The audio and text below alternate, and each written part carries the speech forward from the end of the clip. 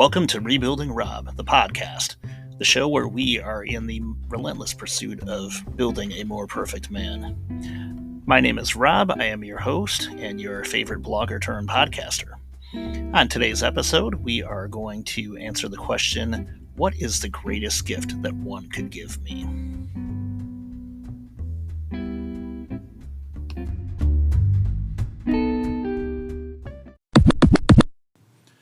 Alright, so before I get into this next segment, I do need to apologize a little bit in advance here. You might hear the heat running behind me. Just to let you know, it is a balmy 7 degrees right now in my neck of the woods, even though it is a comfortable 68 degrees right here in the Batcave. So, earlier I was telling you about the redneck, and now I want to switch gears and tell you a story about Jessica. For those of you who've read my blog, you may have heard the name Jessica before, and no, that is not her real name. That is an alias, as I use aliases all throughout my blog. Jessica was the last serious relationship I was in, steady date / girlfriend, whatever you want to call her. She was the last, I guess, special person in my life. We actually broke up a little over a year ago. And it's funny because even though it was that long ago, I still think about her a lot to this day. And I'll get to that in a couple of minutes. But the point of today's podcast was talking about the greatest gift someone could give you, and I had said that it is loyalty. Well, Jessica and I were doing our thing, and we had planned to make a trip down to Florida in the fall. This was a little over a year ago now. Anyway, her parents had a place down in Florida, or they have a place down in Florida. And we basically just booked ourselves airline tickets, and we stayed at their house down there. They basically do the whole snowbird thing where they live up north during the warmer months and then go south for the winter. So we got into town just before they came back down for the winter season. Anyway, we had a good time. We had fun. We kind of saw the town and everything. And when we came home, this is where things went south, literally. In fact, this was what led to her and I breaking up. The way the trip had gone, I was working, and we left on, I think it was a Wednesday. So I drove from work out to the airport. She had gotten a ride from her father. She had gotten dropped off at the airport. So the plan was once we got back into town, we were going to drive back to her place together in my car. Well, I was a little bit of a slob, I guess, and I had forgotten or didn't realize that I had had Kid 2 in the car the day before, and he left some food from McDonald's in the back seat of my car. It's one thing if it's sitting back there overnight, maybe going on 24 hours. After all, it is processed fast food. But when a week goes by and the car is sitting in a parking structure and that food is sitting in there, it starts to smell. So as we're getting off the plane, coming back into Michigan, and I keep in mind I didn't know about the food in the car at this point, but we're getting back into town. She's already in kind of a shitty mood. Cramps, the flight, blah, blah, blah. And we go to get in my car, and she sets like one foot in my car, and she's like, oh my God, I can't sit in here. This smells. It's disgusting. And me personally, I have no nose, basically. I tell people, I think I can identify, strike that. I think I can smell things. I think I can't actually identify what they are. Maybe that's something I was just never really taught to do as a kid. In any event, I feel like I have no sense of smell. So I've had things sitting literally rotting at my feet, and I had to have someone tell me, Rob, there's something smelly at your feet. That's gross. Before I even took note of it.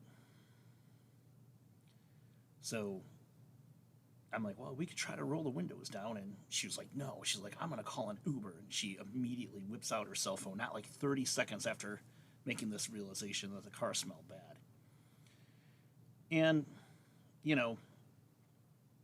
Yeah, shame on me for having something left over in my car that ended up smelling. But I guess there's a part of me, the maybe this is the romantic, maybe the sentimental person. At that point, I'm thinking to myself, yeah, it would be kind of funny if we made the 45-minute trip back to her house and we had to roll the windows down because the car stank. And it's the kind of story that we would laugh at years from now. Oh, remember that time we had to drive with the windows down? It was cold because the car stank. But I wasn't even thinking of that at that moment. And she was already trying to get an Uber. We're inside a parking structure, mind you, and so her phone's not getting a signal. So finally, she steps outside of the parking structure and she calls her neighbor, who happens to be her best friend who lives about 4 houses down from her. So the plan at that point is the neighbor is actually going to go pick up Jessica's car and drive out to the airport to pick up Jessica, and then I'm just going to drive home. Now, another thing to keep in mind with this whole strategy was Jessica and I were going to leave the airport together, and I was going to drive back to Jessica's house, and we were going to stay the night there. So that's out at this point. We're not staying the night together. And Jessica's even telling me, she's like, you don't have to stay here. My friend's on her way. You don't have to stay. And I'm I'm a classy guy. I'm a respectable guy. I'm not going to leave a woman sitting there alone at a parking structure in the middle of the night in that part of town. So I sat there and I waited with her. And, to her friend's credit, she was there probably within a half hour, maybe less. But it was awkward. We didn't talk a lot. We weren't like not talking, but we weren't going out of our way to have conversation. In that moment, I felt like we were already done, like we were breaking up. It was just one of those awkward, prolonged silences where the two people are sitting there and you just know it's done. I mean, even in the moment, I was thinking that. This isn't just me saying it in hindsight. So she gets into her car, and I get into my car, and we drove off. And as I'm driving home that night, part of my drive takes me through Detroit. And for those of you who don't know, Detroit is a little bit of a rough city. So as I'm making this drive back, I'm thinking to myself, what if it wasn't the smell of my car? But let's say, God forbid, that we were making the drive and my car broke down. Or let's say it didn't even happen on this night. Let's say it happened on another night, any other night of the year, and my car broke down. And let's say it wasn't a bad area. Let's say it broke down in the middle of downtown Detroit. Would she have called her friend to get her out of there? Would she have bailed on me then too? I think that she would have. And for me, not only was it the fact that I thought she would have, but the fact that I was even asking myself that question, the fact that I even had that doubt enter my mind, got me thinking, this ain't working. This is not gonna go. So the next day I talked to her, and I told her I was kind of upset about things. I was kind of upset about the way things went down, and she wanted to see me that weekend. Apparently her aunt was in town, and she wanted me to come out and see her aunt, who was in from California or something. And she's like, I only see this aunt of mine every 2-3 years, and I really want you to meet her. And I really didn't want to go. I was feeling weird at that point. I felt icky.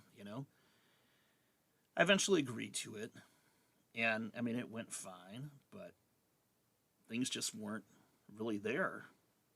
I mean, I was angry.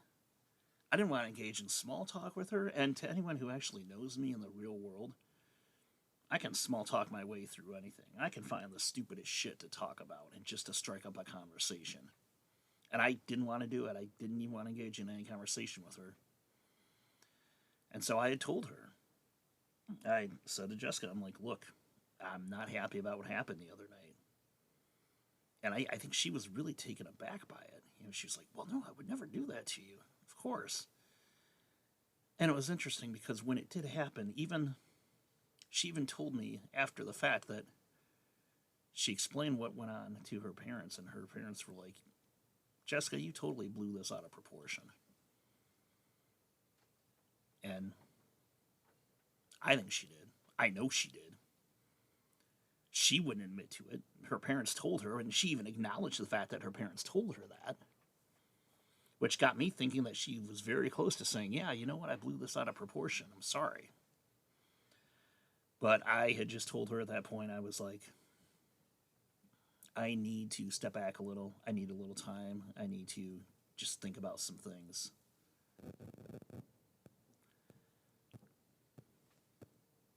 So I did.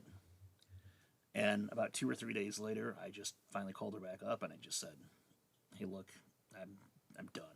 I can't do this. She had offered to remain friends, and she even used the phrase friends with benefits to me. And to this day, I've never had or ever had any other person actually suggest being friends with benefits to me. And I was kind of like, yeah, okay, whatever. But at that point, I was still angry and I didn't want to talk to her. So we didn't really talk.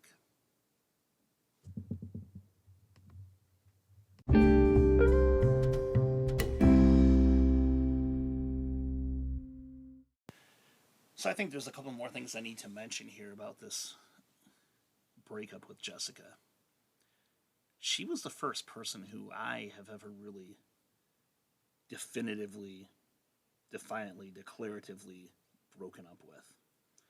I've broken up with other people, kind of him-hawing, half-assing my way through it because I've always been kind of a non-confrontational person, but that's something I've been working on for the last couple of years, is trying to be more assertive. And Jessica was really the first person ever who I said, okay, I want to break up with you. I'm done. I can't do this anymore.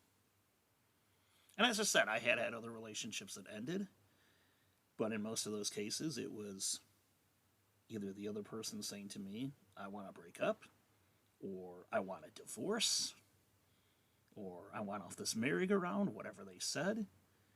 And usually I was just like, okay. I mean, I went along with it. I knew we were done. I think in some of those cases, though, it was like I knew we were done, but I was not at a point mentally where I was comfortable enough or strong enough to say it. And I have had a couple of relationships where I've kind of talked my way out of shit. I'm not saying that, I'm a horrible person or whatever, but on a couple instances, I think I've talked my partner into staying with me or giving me another chance at least. And again, I wasn't doing that here. I was the one who initiated the breakup. And, as I mentioned, obviously I still think about her a lot over a year later. And something has occurred to me. The terrible truth about relationships is that it's easier sometimes to be the dumpee than it is to be the dumper. Now sit on that thought for a moment and just think about it. When you're the person getting dumped, it's kind of out of your hands. Yeah, you could try to beg the person to stay with you or give you another chance, or maybe you can even persuade them to stay with you. But if someone decides that they don't want to be with you, they have decided they are done. That's kind of out of your hands at that point. There's really nothing else you can do. Sure, we're all going to look back and think to ourselves, what could I have done differently? How should I have done this? What could I have done there? But ultimately, it's out of your hands. The other person decided that they're finished. On the other hand, when you are the dumper, when you initiate it, you do second guess yourself. Doubt does creep into your head. And it took me a little while. It really did. It took me probably a few weeks, maybe a couple months even, before I really started thinking to myself, oh, maybe I shouldn't have broken up with her.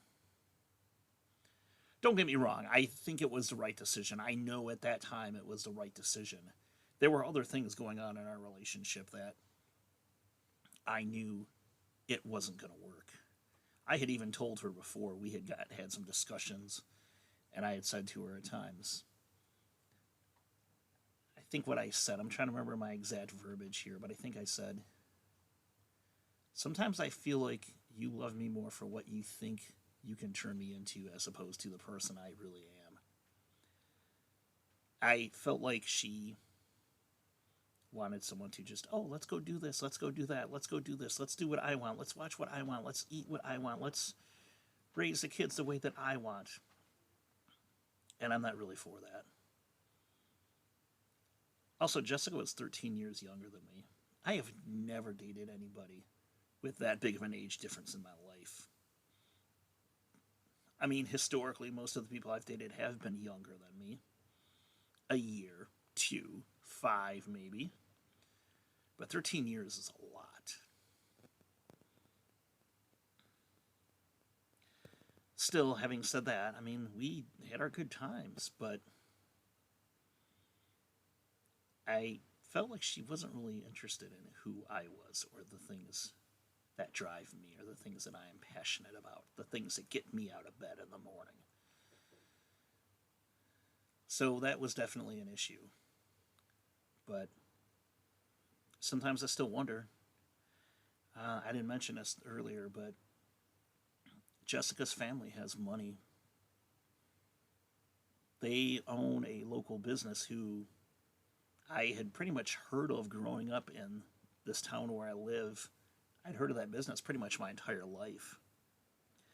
And at one point, we had been together for a couple of weeks, and she had told me under no uncertain terms. She said, when my parents passed, she's like, I'm probably going to inherit somewhere between $2 to $3 million in assets and in cash. And people talk about that kind of stuff all the time. People dream about getting into a relationship with somebody who's rich. And yeah, there's probably people who are listening to this right now saying, dude, why did you walk away from that? Because I wasn't happy. Now, if I was younger, maybe it'd be a little bit different. If I hadn't been through a divorce myself, maybe it would be a little bit different. If I hadn't been through my divorce and the end of my long-term relationship with X2, maybe it would be different again still. But I'm kind of at the age where I've done this shit too many times, and I've made too many sacrifices in my life. Too many compromises. And I mean compromise with the big C, where you really are betraying who you are and sacrificing who you are. Not the compromise with the little c, where it's the, she wants to watch the rom-com, I want to watch the action movie, so we'll watch the rom-com. I just couldn't do it anymore. But I do still think about it sometimes. I wonder if it was the right decision. I know that it was. And maybe it's just a sci-fi fanboy in me always thinking about what if scenarios, thinking about alternate universes, that kind of thing. Wondering what things would have been like if I did things just a little bit differently.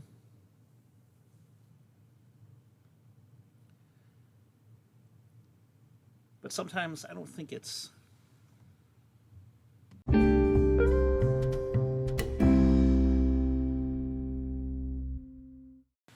But I'm at something of a weird point in my life, truth be told. I don't really have a lot of friends.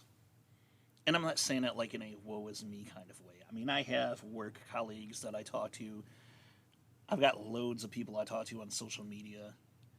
But as far as people who I actually hang out with on any sort of routine basis, even once every couple of weeks, no, I really don't have friends like that at this point. And that's just the way it is. I mean, I think back to when my parents were my age, and I don't feel like they had friends that they went out with. You know, I see people my age, people I went to high school with, who will still post photos on social media when they're out with their friends and things like that. Obviously, they don't do that as much as they used to because they have kids now, but they still do it. But I'm not like that. And I don't know that I need friends like that at this point. I don't know that I even need a relationship in my life at this point. I think what I need is a dog. I talk about loyalty, and what I'm looking for is that kind of loyalty that a dog has towards its owner. You know how dogs are. As long as you feed them and love them and take good care of them, they would walk through fire for you. They would take a bullet for you. Maybe that's what it is. Maybe it's not so much that I need that kind of loyalty. Maybe I just need a dog.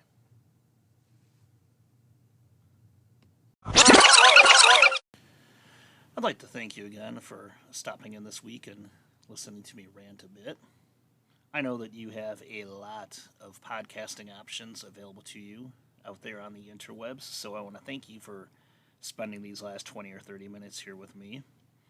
Coming up next week, we're going to take another look at one of my more recent, more popular blog postings. But who knows? I may do something like I did in the middle of this past week where I go guerrilla radio style and just drop a bonus episode with a little fanfare. But in the meantime, you can continue to check me out here on Spotify Podcasts. I am also available on Amazon Music and Google Podcasts as well.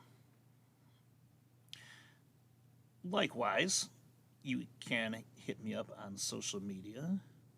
I am available on Facebook, on X, on Instagram, and on Threads at Rebuilding Rob. So thanks again for listening to Rebuilding Rob, the podcast, and I will catch up with you later.